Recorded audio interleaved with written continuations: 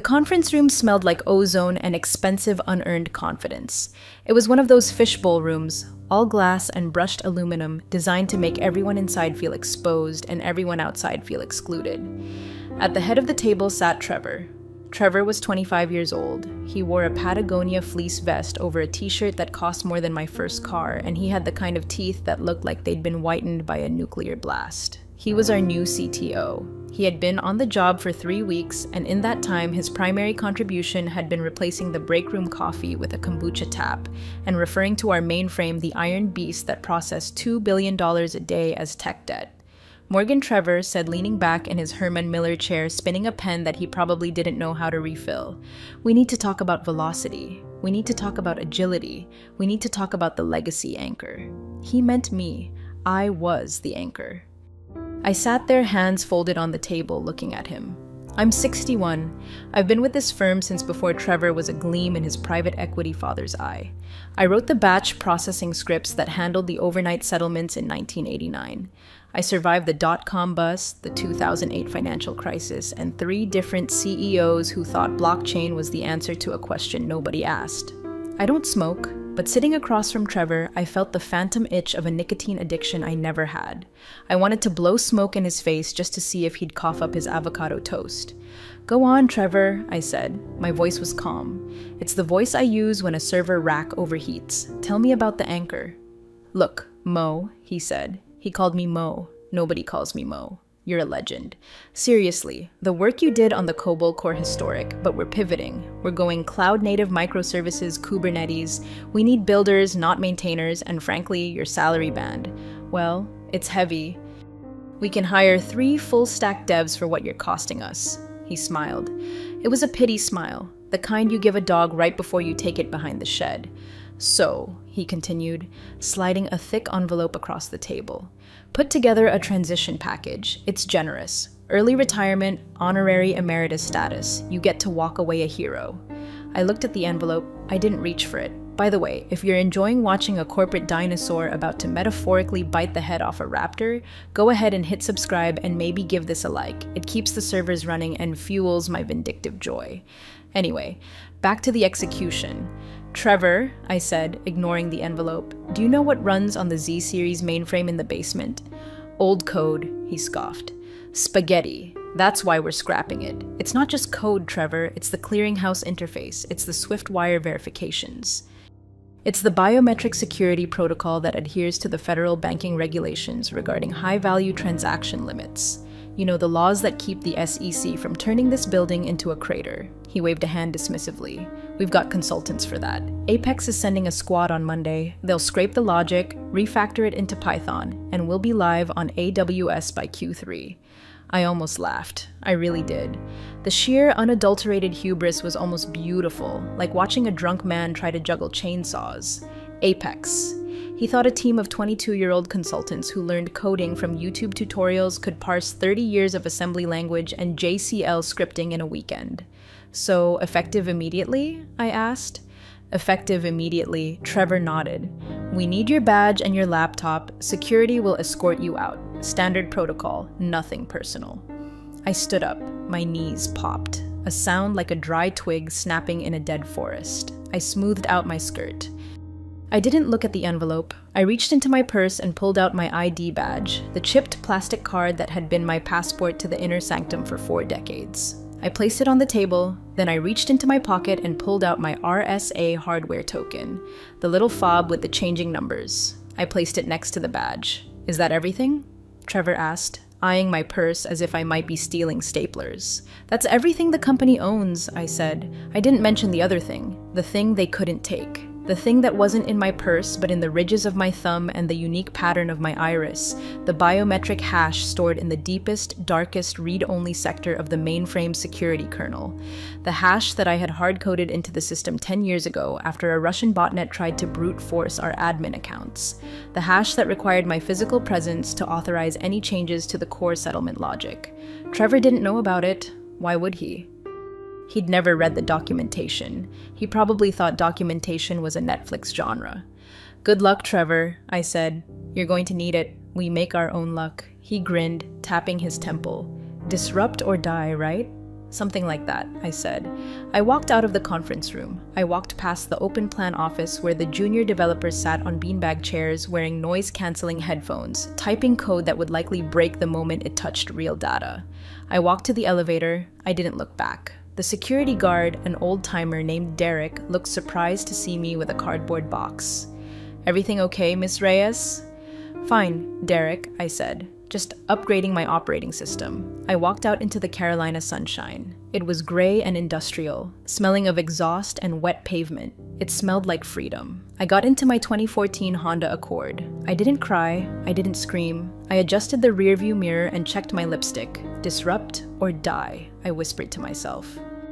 I put the car in drive. I was going home to water my hydrangeas, and then I was going to wait because I knew exactly how long it takes for a system to realize its heart has been ripped out.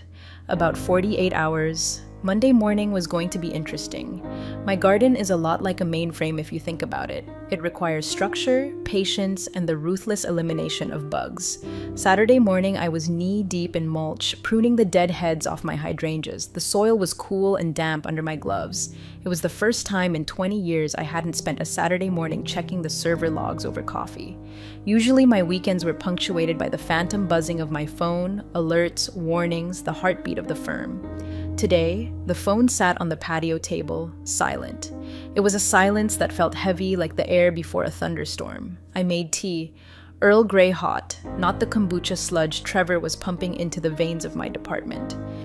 I sat on my porch and watched a squirrel trying to break into the bird feeder. I named him Trevor. He was persistent, annoying, and ultimately destined to fail because I had engineered that feeder with the same paranoia I applied to the firm's firewall.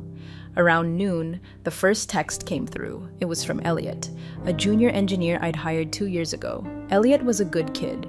He actually knew what a pointer was, which put him in the top 1% of the new hires. "Mo, are you really gone?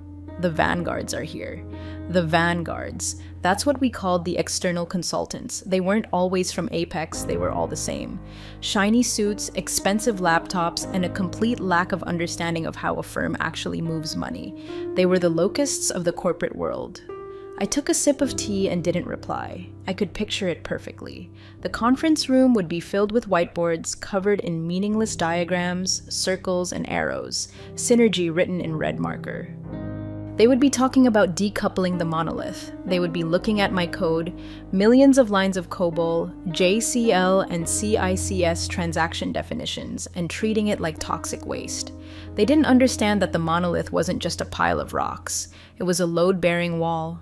By Sunday evening, the modernization had begun. I knew this because my phone buzzed again.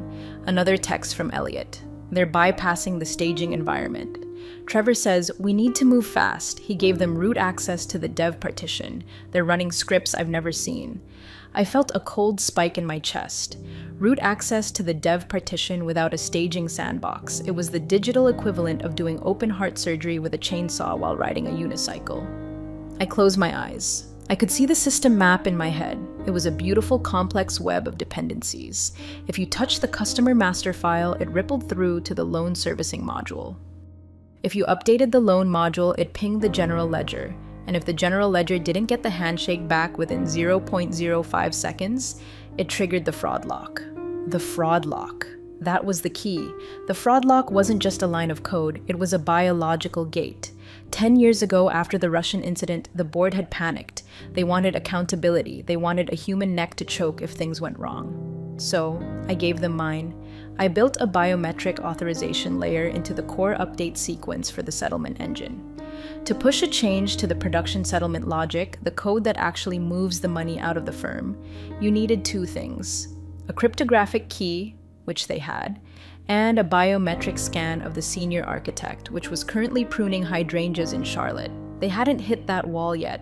They were still playing in the shallow end, messing with the user interface, changing fonts, moving buttons. They thought they were swimming. They didn't realize they were paddling towards a waterfall. I went inside and cooked a risotto. Stirring rice is meditative. It requires constant attention, just like a batch process. You can't rush it. If you turn the heat up too high, you burn it. If you stop stirring, it glues together. Trevor was the type of cook who would blast the heat, throw in the rice, and walk away to check his Instagram. Monday morning arrived with the grim inevitability of a kernel panic. I woke up at 6 a.m. out of habit. I showered, dressed in my retired lady uniform, yoga pants, and a cashmere sweater, and sat down at my computer. I wasn't logging into the firm's VPN. That would be illegal.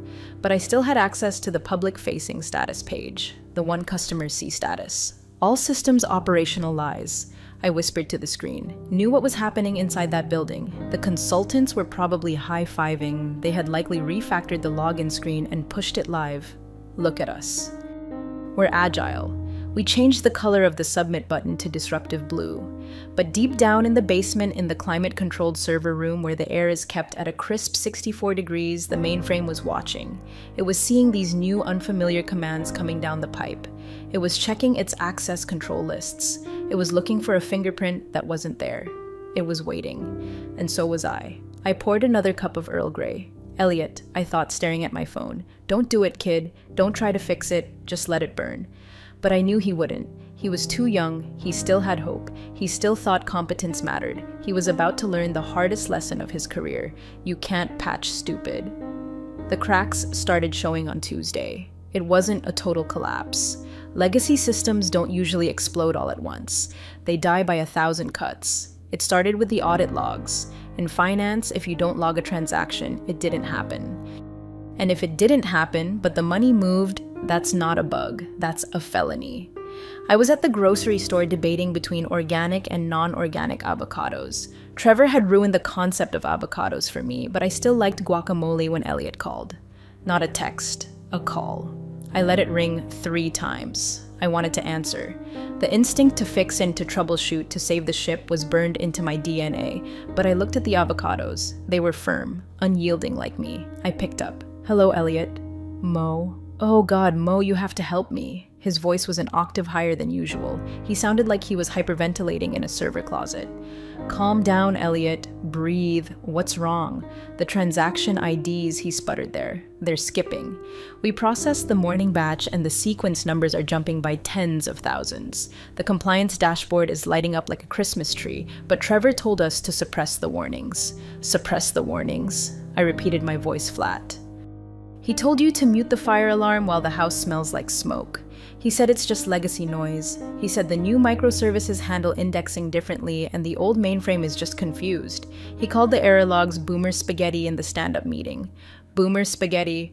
I squeezed the avocado in my hand. It didn't yield, but my knuckles turned white. Listen to me carefully, Elliot, I said, leaning against the display of artisanal crackers. Do not suppress those warnings. Print them out, email them to your personal account, document that you were ordered to ignore them. But how do I fix the sequence jump? The consultants are trying to force a Raindex on the live database. They're doing what? I almost dropped the phone.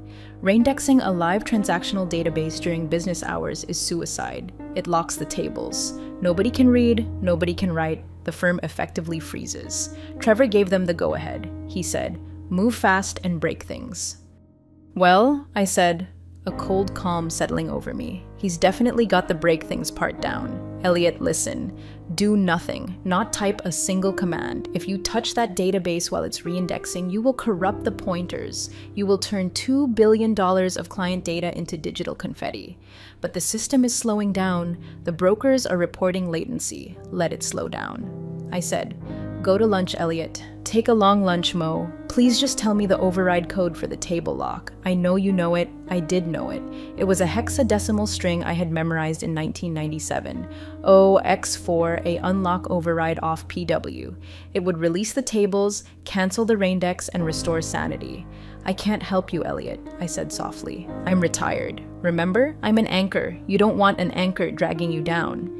Mo, I hung up. I stood there in the produce aisle, staring at the bananas. My heart was pounding. It went against everything I believed in to let a system fail. Spent my life keeping the lights on. I missed birthdays, anniversaries, and vacations to keep those lights on. But if I fixed it now, Trevor would take the credit. He'd say his agile methodology solved the problem. He'd learn nothing. And next week, he'd do something worse. I put the avocado in my basket. By Wednesday, the small fires were becoming ablaze. Clients were tweeting, "At Ironbridge Capital, why is my app showing a balance of $0? At Ironbridge Capital, I can't transfer rent money. Fix your app. I sat on my couch sipping wine, scrolling through Twitter. The firm's official account was replying with copy-pasted apologies. We are experiencing intermittent technical difficulties as we upgrade our systems to serve you better. Serve you better by locking you out of your own money. Then came the internal leak. Someone, probably Elliot, posted a screenshot on an anonymous IT forum.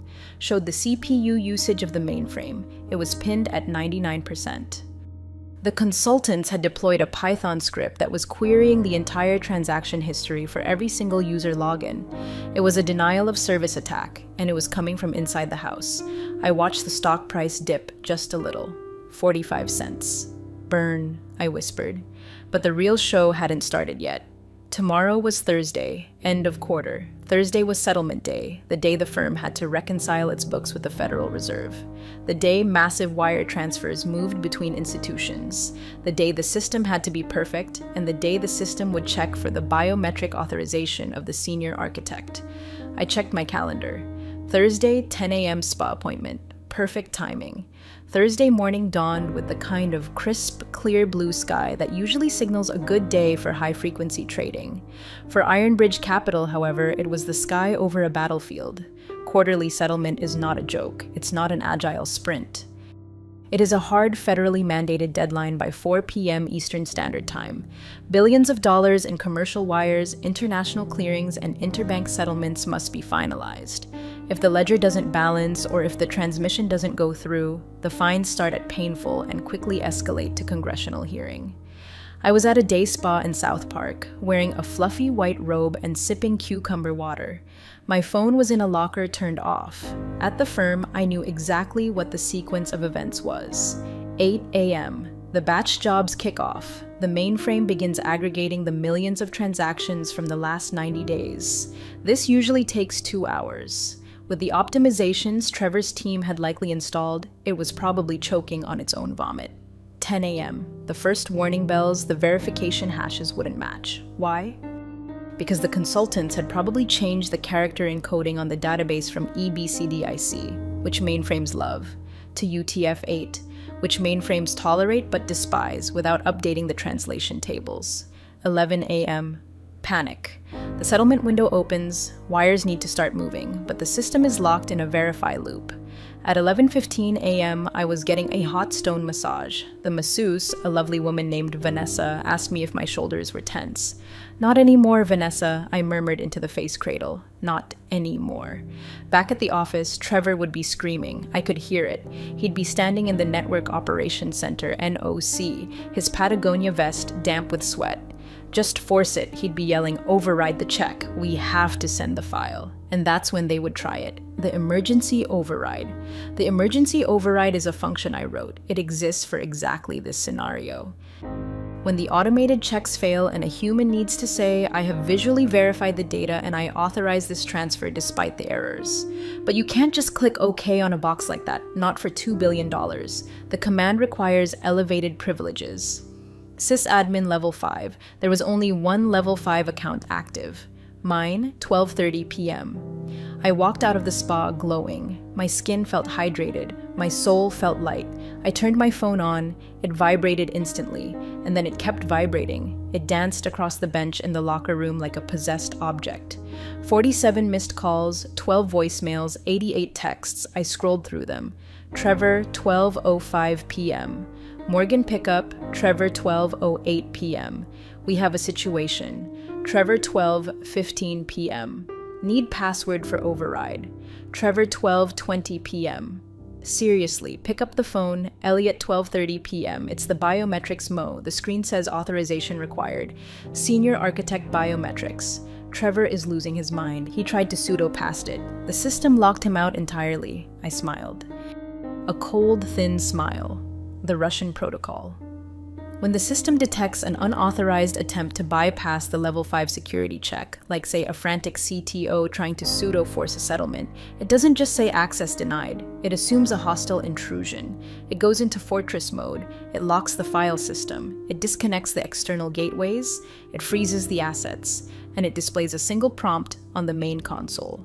Critical security lockdown awaiting biometric verification. User Reyes will time out in 3 hours 59 minutes if the biometric scan isn't received within 4 hours.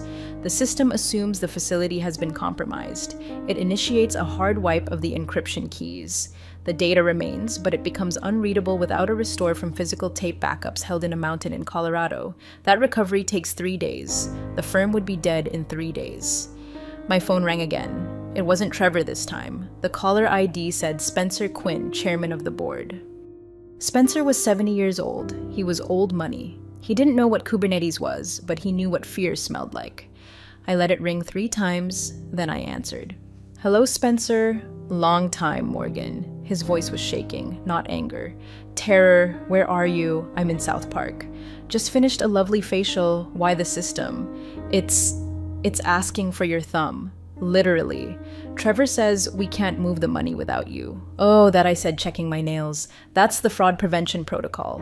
I documented that in 2014. Spencer, page 4002 of the Disaster Recovery Manual. You signed off on it, Morgan. We have 2 hours before the Fed window closes. If we miss the settlement, we are insolvent. We are talking regulatory seizure. That sounds serious, Spencer. Name your price, he snapped. Just come in. Send a helicopter. I don't like helicopters, I said, and I'm retired. I turned in my badge. Remember, Trevor was very specific about the immediate nature of my departure. Morgan, please stop the games. What do you want? I looked at the time. 1 p.m. Plenty of time to drive there if I took I-485. I want a meeting, I said in the boardroom with the full board and Trevor. In 1 hour. Done. Spencer said, just get here. Oh, and Spencer, yes, have security print a visitor pass. I don't have a badge anymore. I hung up. I got into my Honda. I didn't speed. I put on a podcast about gardening. The traffic was light. The world was burning, and I was bringing the only fire extinguisher, but I wasn't going to spray it for free. The drive to the firm usually took 45 minutes. I took my time. I stopped for a coffee, a real one, not the break room sludge. When I pulled into the visitor parking lot, I saw the chaos through the glass facade of the lobby. People were running, actual running in a financial firm. Nobody runs unless there's a gunman or a fire. This was worse. This was a liquidity crisis. I walked to the front desk. Derek, the security guard, was standing there looking pale. He saw me and looked like he wanted to hug me. Miss Reyes, thank God. They've been calling down here every 5 minutes asking if you've arrived. Hello, Derek, I said, handing him my driver's license. Visitor pass, please, he fumbled with the printer. They said to just send you up protocol, Derek, I said gently. Visitor pass, I don't work here. He printed the sticker. It said Morgan Reyes guest. I stuck it on my cashmere sweater right over my heart. The elevator ride to the 40th floor was silent. I watched the numbers tick up. 10, 20, 30. With each floor, the value of my obsolete knowledge compounded. By the time I hit 40, I was probably the most expensive consultant on the Eastern Seaboard. The elevator doors opened directly into the executive suite. The receptionist was gone. The double doors to the boardroom were open. I walked in. The room was a tableau of despair. The long mahogany table was littered with empty water bottles, half-eaten sandwiches, and laptops displaying red graphs. The entire board of directors was there. Spencer Quinn sat at the head looking like he had aged 10 years since our phone call, and there was Trevor. Trevor was standing by the window staring out at the city. His Patagonia vest was unzipped. His hair was messy. He turned when I walked in. His face was gray. The arrogance was gone, replaced by the hollow, haunted look of a man who realizes he has destroyed his own future. Morgan Spencer said, standing up, "Thank you for coming. I didn't sit down. I stood at the end of the table, a handbag over my arm. I didn't come to socialize.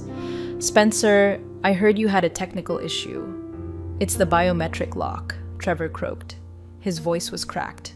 "We tried to bypass it. We tried to restore from backup, but the latency. You can't restore from backup while the system is in fortress mode," I said, speaking to him like a teacher correcting a slow child. "It encrypts the write heads. Did you not read the README emergency TXT file in the root directory?" Trevor looked down at his shoes. "I didn't see it." "Of course, you didn't." I turned to Spencer. "You have about," I checked my watch, 90 minutes before the Fed window closes. If I don't authenticate by then, the encryption keys wipe. The firm goes dark. Monday morning, the FDIC is putting tape on the doors. "We know," Spencer said. "Fix it, please." I can fix it, I said. It will take me about 30 seconds to scan my thumb and retina. System will recognize the senior architect, unlock the file system, and process the queue. The backlog will clear in about 20 minutes. Then do it, a board member shouted from the back. I can't, I said simply. The room went deadly silent. Why not? Spencer asked. Because the system requires the biometric authorization of an active employee with level 5 clearance. I lied. It didn't actually check employment status. The mainframe didn't talk to HR. They didn't know that I am not an employee. You fired me. If I scan my hand now as a civilian, the system might interpret it as a spoofing attack and accelerate the wipe. Technically, that could happen if I hadn't calibrated the sensitivity, but mostly, I was just twisting the knife. So, we hire you back, Spencer said. Right now, reinstated full salary. No, I said. Trevor looked up. Mo, please, I'm sorry. Okay, I was wrong. The legacy stuff. It's harder than I thought. It's not legacy stuff, Trevor. It's the foundation. You tried to build a penthouse on a foundation you were actively dynamiting. I reached into my bag. I didn't pull out a weapon, but the effect was the same. I pulled out a stapled document. I prepared a contract, I said. It's a consultancy agreement. I slid it down the long table. It hissed across the mahogany and stopped in front of Spencer. Consultancy? Spencer squinted at it. Don't want to be an employee? I said employees can be fired by 25-year-old CTOs who think mainframe is a dirty word. I want to be an external contractor. Independent, irrevocable. Spencer put on his reading glasses. The rate? He choked. Morgan, this is check the math, Spencer. I said, it's a lot less than the fine you'll pay the SEC if that wire doesn't go out in 89 minutes. Spencer looked at the paper, then at the clock, then at Trevor. And one more thing, I said. Look at Clause 4. Spencer read Clause 4. He went pale. He looked at Trevor. Trevor looked confused. What? What is it? Clause 4, Spencer read aloud, his voice flat. The consultant shall report directly to the board of directors. The position of chief technology officer shall be restructured to report to the consultant for all matters regarding core infrastructure. Trevor's eyes widened. You want me to report to you? No, I said. I don't want you to report to me, Trevor. I don't want to talk to you at all. Clause 4 says, you don't touch the mainframe ever. You can play with your apps. You can make the buttons blue, but the adults are talking now. I looked at Spencer. Clock's ticking, Spence. The silence in the boardroom was heavy, broken only by the hum of the HVAC system, another piece of legacy infrastructure they probably ignored until it broke. Spencer stared at the contract. It was a businessman. He understood leverage. He knew he was staring at a hostage note, but the hostage was his own firm. Morgan Spencer started trying to summon some of his old negotiating power. This retainer, it's substantial. $500 an hour with a guaranteed minimum of 40 hours a week plus a quarterly retention bonus. I added for maintaining the biometric availability. This is extortion. The board member in the back muttered. No. I turned to face him. It was Kyle. He had voted for the outsourcing deal last year. Extortion is illegal. This is supply and demand. You have a demand for a thumb that opens a $2 billion lock. I supply the thumb. The price is the price. I walked over to the window standing next to Trevor. He smelled like fear and dry shampoo. You know, I said, looking out at the city skyline. When I wrote the code for the settlement engine in 1998, I told the board then that we needed a redundant team. I said we needed to train successors. Do you know what they said? Nobody answered. They said it was too expensive. They said, Morgan, you're the best. Just handle it. I turned back to the room, so I handled it. I built it so secure that not even God could move money without me. You didn't pay for redundancy then. You're paying for it now with interest. Spencer looked at the legal aide, Chelsea, a young woman who looked like she wanted to be literally anywhere else. Is this enforceable? She skimmed the document. It's standard independent contractor language, sir, except for Clause 7. Clause 7, Trevor asked.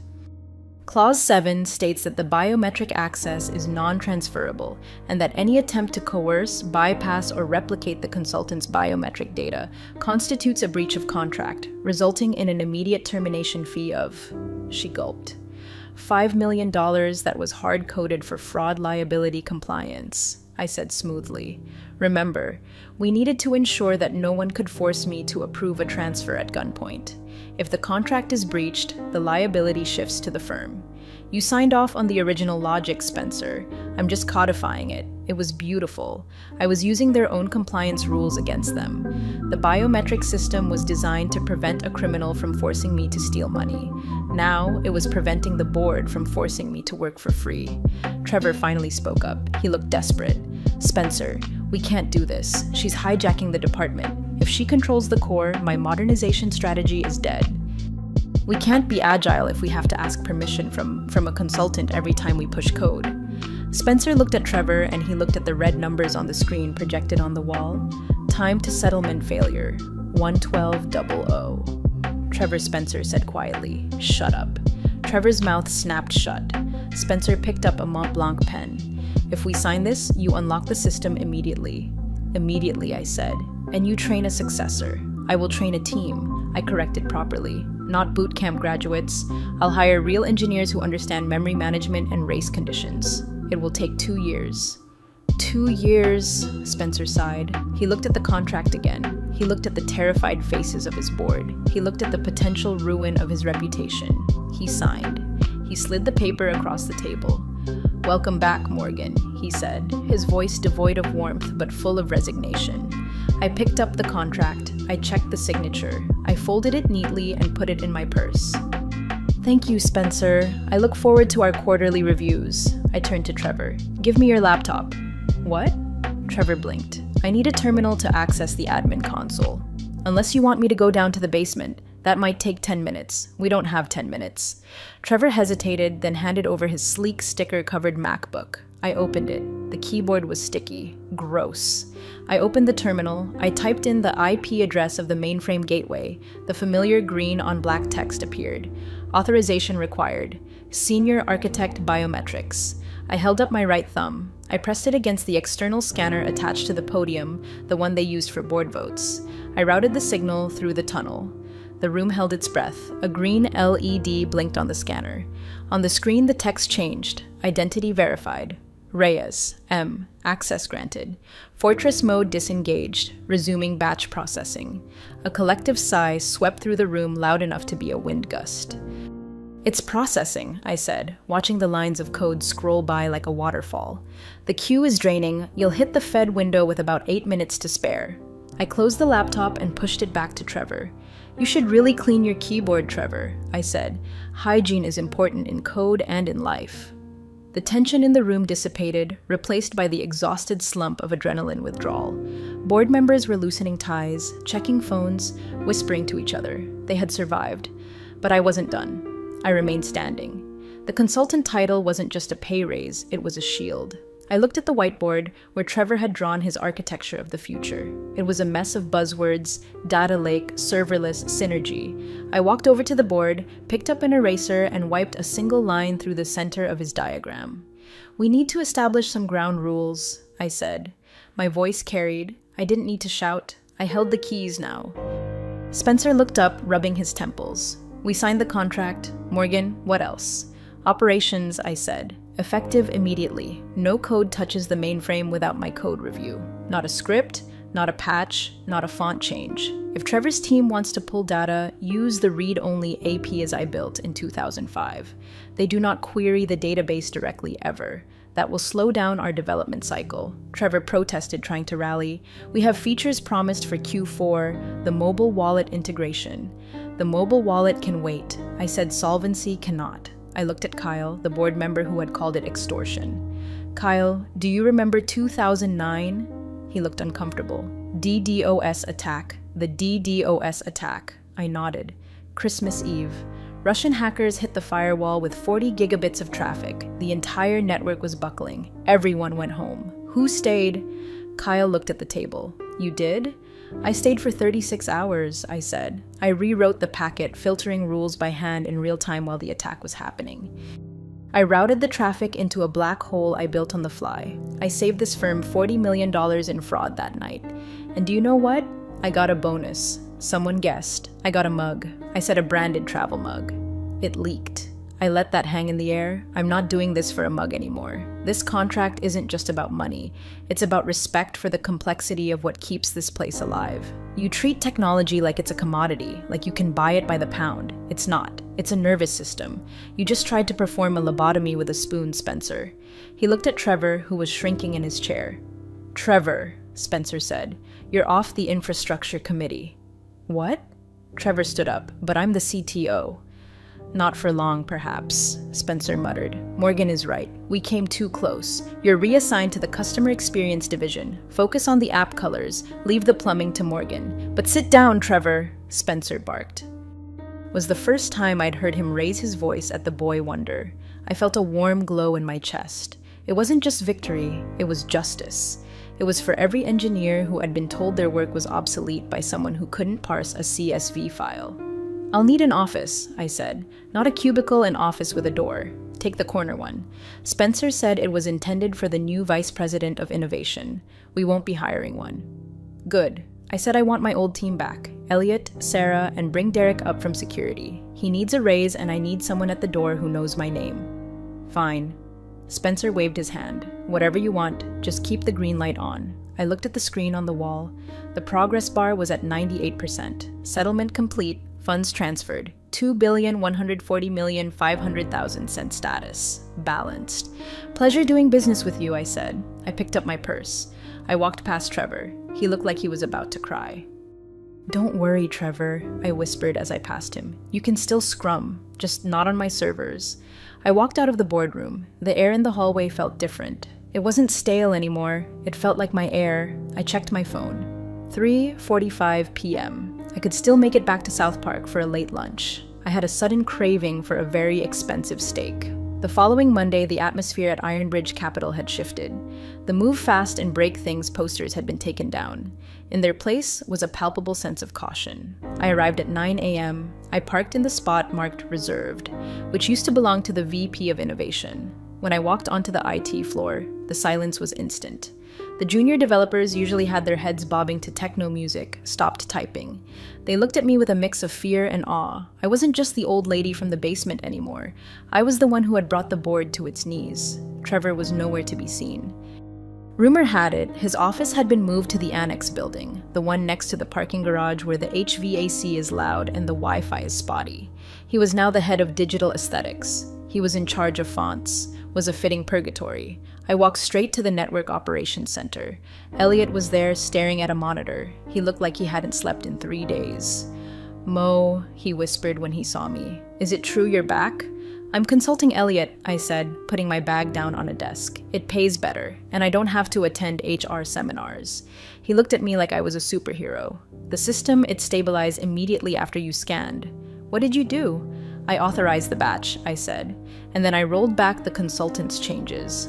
All of them were back on the version 4.2 kernel, but that's the 2018 build. Elliot said exactly. I said it works. We'll upgrade when we have a plan, not a hallucination. I clapped my hands. All right, everyone, listen up. The room of 20-somethings turned to face me. My name is Morgan. I am the senior architect for the last month who have been led to believe that speed is the only metric that matters. That is a lie. In this building, accuracy is the only metric that matters. If you move fast and lose money, you are not a disruptor. You are a liability. I pointed to the main screen, which was now showing a healthy, steady stream of green transaction logs. We are going to do a code review. I announced we are going to go through every single script those consultants left behind.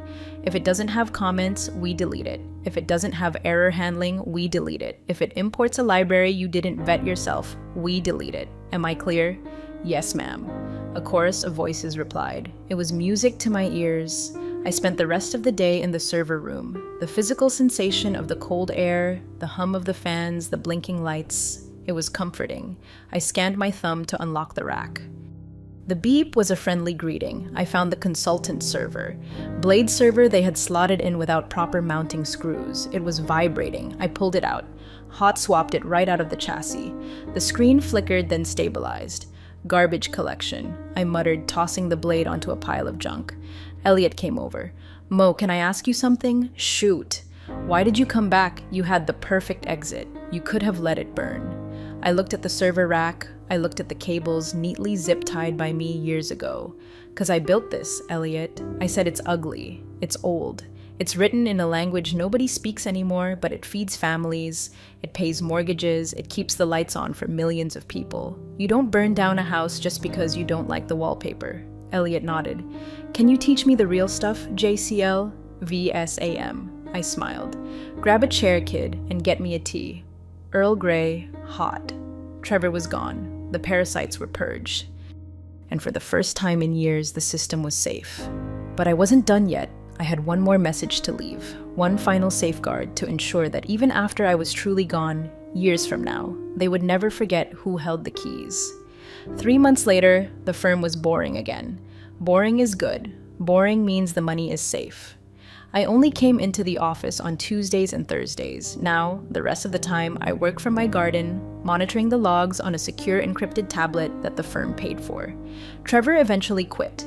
He pursued other opportunities at a crypto startup that went bankrupt 6 weeks later. I didn't send a card. The board of directors treated me with a terrifying level of respect. When I walked into a meeting, conversation stopped. They knew that the woman in the cashmere sweater held the kill switch for their entire operation. On my final day of the initial restabilization phase, I prepared a document. Wasn't code. It was a binder, thick, heavy, and bound in black leather. I walked into the boardroom. It was empty. I placed the binder in the exact center of the table. The cover read, "System Life Cycle and Succession Plan Confidential." Inside, I hadn't just documented the code, I had documented the philosophy. I wrote about the necessity of friction, why systems should be hard to change, why legacy isn't an insult but a testament to survival. And on the last page, I left a little surprise. I had updated the biometric lock. It wasn't just me anymore. I had added a second requirement to authorize a level 5 change. The system now required 1, the biometric scan of the senior consultant, me. 2, the countersign of a qualified junior architect. I had promoted Elliot. He didn't know it yet, but his thumbprint was now the second key to the kingdom. If they ever wanted to fire me again, they'd have to fire him too. And Elliot was loyal. I'd made sure of that. I walked out of the building. The air was crisp. Fall was coming to Charlotte. The leaves were turning the color of money and rust. I got into my Honda. I checked my bank account app. The quarterly retainer had just hit. The number was large, comically large. I tapped the steering wheel. "System secured," I said. I drove home. I had hydrangeas to prune, and for the first time in 40 years, I wasn't worried about the phone ringing. Let it ring. I'm a consultant now. I charge for after-hours calls, and if they ever try to replace me with an AI or a blockchain or a Trevor, well, good luck to them. I know where the off switch is. Real power doesn't announce itself. Morgan simply let the silence of the mainframe speak volumes. Then she set her own terms. Ignoring decades of expertise comes with a steep price. True value always finds its way back to the top. Appreciate you all for sticking through this one. See you in the next story.